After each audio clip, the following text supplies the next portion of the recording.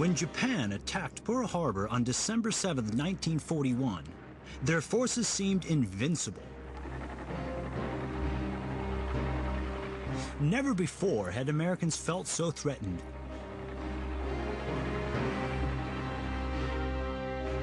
From across the nation, President Franklin D. Roosevelt was inundated with novel ideas and offers of help. Some were very unusual indeed. Throughout the history of warfare, all kinds of animals have been used, and in 1942, a new species was added to the list: bats. The idea sounds simple. Take 1 million bats, attach an incendiary bomb into each one, release them over Japan, and watch the massive conflagration and destruction of a city. The reaction of people who hear my story of the bat bomb is, what? The inference being, this guy is trying to pull my leg, you know? A leg pull it was not, but it seemed a crazy way to fight a war, especially to those invited to work on the program. One was a 17-year-old biology student called Jack Kufer. One afternoon, I was in the lab, and this Santa Claus kind of looking man with sparkling eyes and rosy cheeks came into the lab and told about his idea of using bats to carry incendiary bombs into Japanese cities. Crazy idea. The man with rosy cheeks was Doc Little Adams, a Pennsylvanian dentist with a flair for inventions. There were 4 reasons why Adams thought this extraordinary idea might work. Bats can carry their young, sometimes 2 or 3 of them, suggesting they would be strong enough to carry a small bomb. They can be induced to hibernate, which meant they could easily be handled. During daylight hours, they seek out darkness, roofs and attics, cracks and crevices in which to roost. Above all, there were millions and millions of them freely available in bat caves across America. Doc Adams' theories were sound, but to progress the idea, he needed to persuade the government to provide the money and personnel. Not an easy task for a dentist with no military experience. What was needed was a contact in high places. By chance, Doc Adams was a good friend of First Lady Eleanor Roosevelt. On January 12, 1942, Adams put his ideas down onto paper and took it to the White House. President Roosevelt was kind enough to look at his paper and wrote to his aide, who was William Donovan. He wrote on his note, "Have a look at this bill. This man is not a nut." If 1 million bats carrying incendiaries really could be released over Japan, the results could be devastating. One target was the city of Osaka in Japan's industrial heartland. The top-secret plan, codenamed Project X-Ray, was given a cautious green light. General Hap Arnold asked Doc Adams to put the plan into action. Adams recruited a team of helpers. The team headed for the bat caves of Texas and New Mexico. They needed to find out exactly what the bats could do and how to handle them.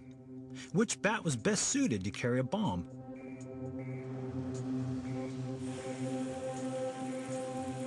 There were millions of bats in every cave, and they came in many different shapes and sizes. But there was only one that could be seriously considered for the project, and that was the Mexican freetail. It wasn't particularly big, but there were millions of them. So this is a Mexican free-tailed bat. This is the species that's so abundant at Carlsbad Caverns and most of the bat areas in the southwestern United States. Catching enough bats was easy. Inducing them to hibernate by cooling the air temperature was straightforward. But making an effective incendiary device that the bats could carry was much more of a challenge. The average Mexican freetail weighed barely half an ounce. Tests showed that it could carry slightly more than its own body weight, but the smallest incendiary device available at the time weighed 2 pounds, a weight 30 times greater than the bat could possibly carry.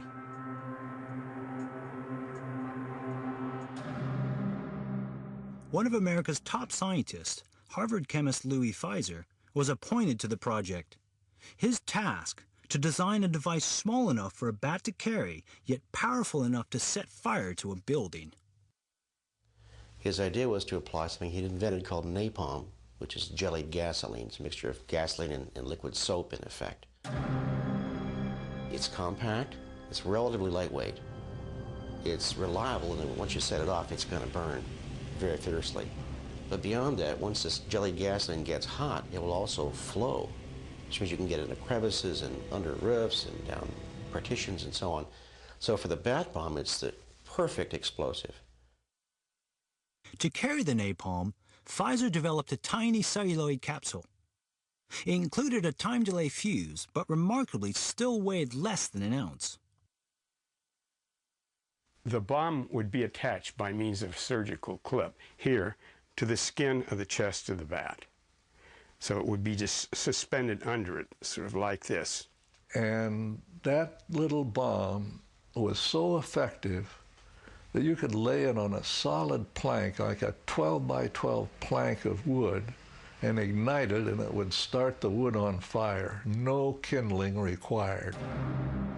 Just how effective became apparent during tests at Carlsbad Army Airfield, New Mexico.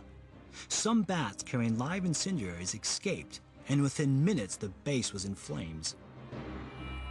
For everybody's safety, the bats needed to be kept in a state of hibernation while the incendiaries were attached and for the journey to the target.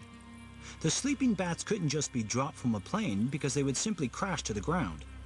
For the bats to be delivered effectively, they would need time to emerge from hibernation and a safe platform from which to fly off and find a building to roost in. Doc Adams came up with the answer by designing this ingenious purpose-built bat bomb.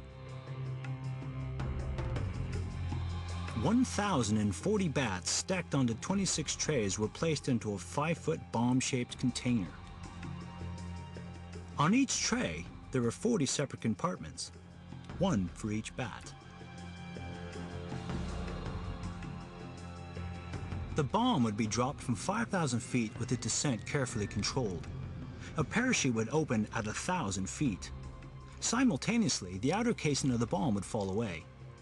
The trays opened like an accordion, each tray joined to the next by cord.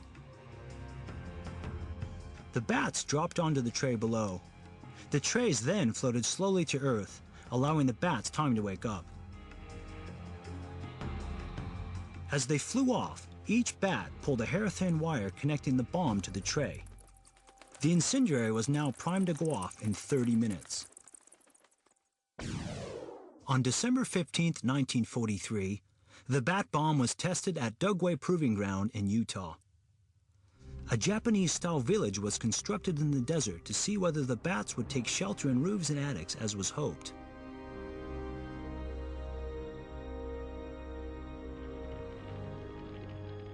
The bats performed perfectly. The military were impressed. And here's what they wrote. It is concluded that the bat bomb is an effective weapon. Ta-da! The bat bomb was given official approval in December 1943. It was to be put into operation against the Japanese in September the following year. But on February 16, 1944, came news that no one was expecting. The project was canceled. Nobody could explain why. Naturally, we were disappointed. We would have liked to have seen it happen because we hoped it would have helped to end the war quickly.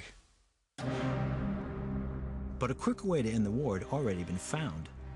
The atomic bomb rendered the bat bomb obsolete before it could be put into action. The war was over for Doc Adams and his team. But across America, the search for weird ways to gain an advantage over the enemy never stopped.